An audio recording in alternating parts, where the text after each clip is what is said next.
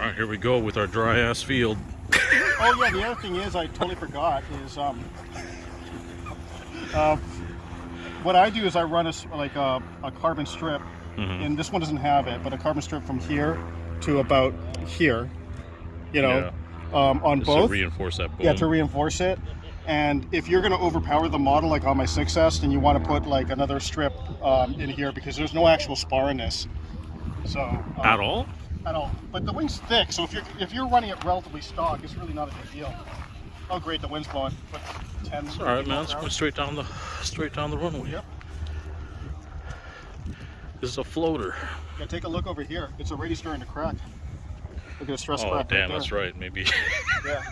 So maybe let's not be doing power dives on this thing. I think version 2 or something of this thing. This plane's been around for a long time, and I think they put a rod in one of these booms, and it only goes up to here, unfortunately. Oh no, yeah, I remember that. Actually, the rod's already in there, but it's not at the part that attaches to the wing. Yeah. So it's like it'll break at the wing. Exactly. That's why, like, I add a spar there and a spar here. So just to give it a little bit more reinforcement.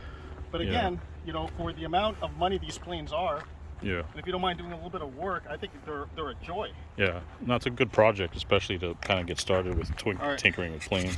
So do you remember that? So that's the sound of an old 5-blade, guys. Sounds weird. So do you remember what I said about the nose wheel? This one's already loose. Not steering? It's not bad, but let's see if it turns the other direction. Well, you also don't have rudder on this guy.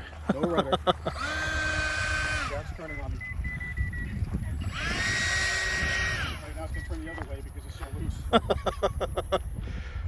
I think there's only one thing to do is just put it in the air and see what happens. Yeah, but you have no corrective controls. Yep.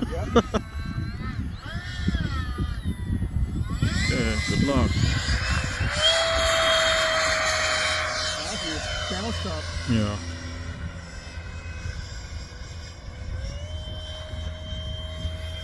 So if you notice, guys, when you compare this to our other EDFs, which are using modern blades, high blade count like 9, 10, 11, 12, these older ones with the 5 blades really sounds crazy.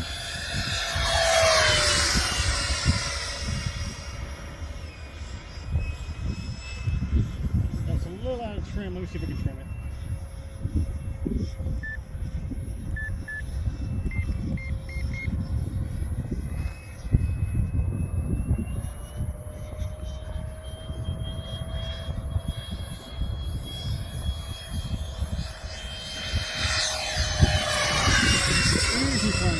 Yeah.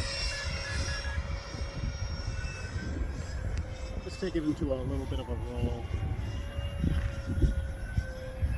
Let me go up and rate a little bit. See if that's a little better for me.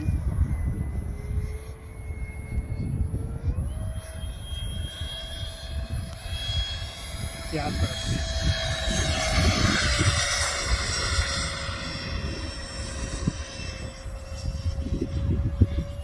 One thing that's really nice about this plane, though, is its slow speed handling.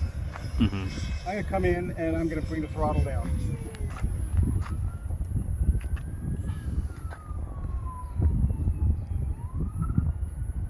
I haven't even given any up elevator yet. Look at that thing. It just floats. It can float forever. Now, this will tip stall. So, but when you're going straight and you're keeping your wings level, you can go really slow, but I wouldn't suggest doing that in a turn. That's where it'll tip stall on you. It's like if you're trying to turn and you're trying to fly that slow. But if you keep your wings level, you can slow this down like amazingly slow, which is what's really nice about this plane. Gliding into the wind. Yeah, it's just a little bit windy right now, but look at that. It is just, make sure to power up when you're turning. But besides that, there's not really that many bad habits on this plane. It just flies really good.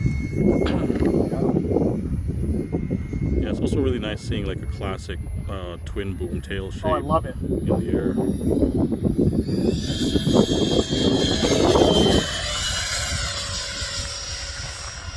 It's like a jet-powered P-38. Yeah,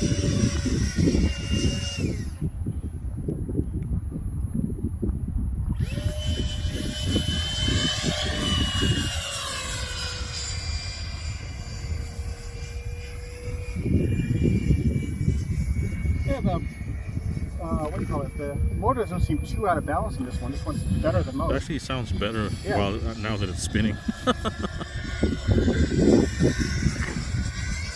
Yeah, but this one is a EDF jet that if you're transitioning from prop planes to something to a jet, this is a nice easy transition because you can fly it slow. Yeah. And you can fly it like fast. You can do both. You know, so it's really a good like you know, like nice transition. Yeah. All right, let's bring it in. I'm not sure how much better I got, but oh god, I haven't landed one of these in a long time. Well, headwind's there, so Yeah. just glide it in.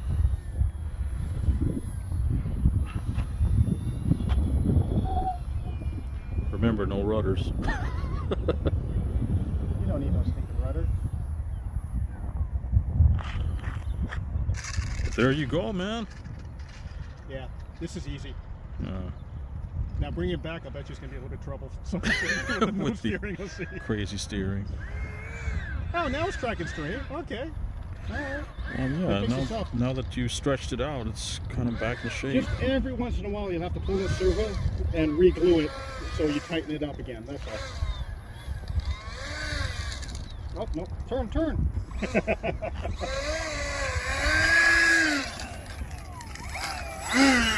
All right, little buddy, made another flight. Yeah, like I said, man, first EDF jet, this is a good one. You know, and, you know, it's not perfect, and you're going to have to do a little bit of work to it, but it's also good because it, you know, teaches you how to do that kind of stuff and to play with it. Yeah. You know? It's not an intimidating jet. It really isn't. This is Hobbyking's Vampire that they have, but Simon did a nice little repaint on it. This is Swedish colors, right? Yeah. You know, so he did a really nice repaint on it. It's a really good, personal opinion, this is a really good first EDF. It doesn't fly like an EDF, or a jet, I should say, because it's just got such a big wing that it floats. So it really, really flies good, and it's a good way to get introduced to it. It's a cheaper plane. I think they're like, what, 159? Yeah, you know, like from Hobbyking. And so you can't expect it to be, you know, the same quality as like a $300 plane. And so if you keep that in mind, I think it's actually a really, really good plane. A couple of issues on this plane. I've had a couple of these over the years. It was my first EDF, and the wing joint between the wing and the fuselage right here is pretty critical. Do not do my mistake and use epoxy. Do not use epoxy. Use foam glue. Because if it doesn't stick just right, it's falling out, it'll fall out in the air. One of the wing joints separated while I was in flight, and I remember cursing it, going, man, this cheap Hobbyking plane, this and that, whatever, and I got close to the plane and I took a look, and I saw that the glue was essentially, cracked. it wasn't even cracked, it was glued on one surface, glued on the other surface, but not glued together. I guess it was, you know, like, I don't know, but then the next time I built it with just regular foam glue.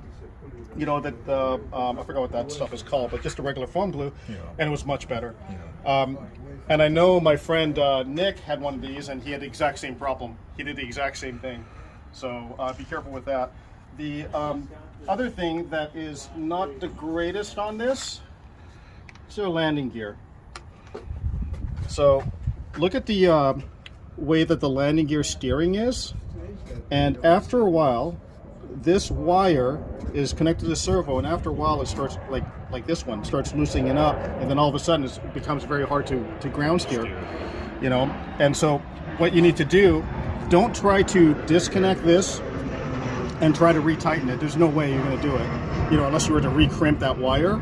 So what I suggest is this servo is just glued on, so pry that servo off and push it back and glue it back on. Push back, put some tension on it, and that'll help it. Put like a spacer in the front so it pushes it backwards. Yeah, no, you can just, you don't really need to. You just push it back. Okay. you just push it back and glue it, and that's usually enough. So I've had to do that a couple of times on mine, and it's helped and it's been fine. But that's the thing. It's like, hey, this is not like, you know, top quality stuff, but in my opinion, it's a great flyer. Then it's worth it. It really is. You know. For sure. The other problem with this plane is the EDF unit. I've had 3 of these, and every single one, and my friends have had a few of these, and every single one, that EDF unit is unbalanced from the factory. This one included. So this is a stock one. What I do on mine is, after I fly it around for a while, I actually change it out to another EDF unit. Still keep it 4-cell. I tried a 6-cell and it works, but I don't think you gain much. You don't gain enough on it that it's worth it. That you're running to deal with the extra battery, weight. Yeah. Everything else. Personal opinion, I don't think it's worth it. I still have that one, and I wouldn't do it again. I just do another, you know, 4S on this one, and it's fine. 4S motor, but the motor itself, it's not the fastest, but for your first EDF, it's phenomenal. It really is. Yeah. And if you it's want an older style 5-blader. Yes, so it's really it gonna is. sound like hell.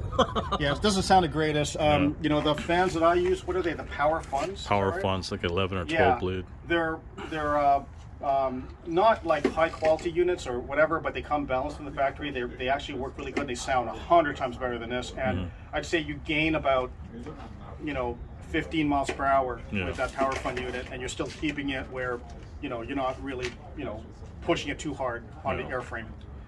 So that's what I use. I use the Power Fund 70mm, and it seems to be pretty Yeah, I good. think there's a lot of power options for this, like X-Fly probably. You could do those. 70 or- Yeah, you could do those, and you just got to watch amp draw. You don't want it to be too much on a 4S. Yeah. You know? I mean, So- what ESC does this come with, or what size ESC? I believe it comes with a 60, and with the Power Fund units, they pull about 65 amps, so I end up putting like a 70 or an 80 amp speed controller in it. Yeah. So change up the speed controller and the motor. They have I think a combo for somewhere around $80. I can't remember exactly. Yeah. With the Power Fund unit, and it works great in this plane. It really Yeah. does. And like the main thing is it does vibrate, so it sounds a little bit weird. I am not good at balancing EDFs, but I tried doing it on mine, and I got it better, but I could never really get these motors to balance. I don't think I've seen one of these where the motor was not. Well, especially with the balanced. 5-bladers, it's really hard to balance that Yeah. out. Just such a Yeah. big gap in between blades. Yeah. All right, so we're gonna put the battery in, check everything out, and take this out for a flight. Bam. All right. Hey guys, I got home and I realized I forgot to tell you guys one important thing. This is my personal DH100 Vampire. In the book, it gives you specs for CG. Don't use it. Look over here. So this is the bottom of the wing. This is the servo channel right here, or the servo wire channel. And this one comes down here. Right where those two meet, right there, that is your CG mark.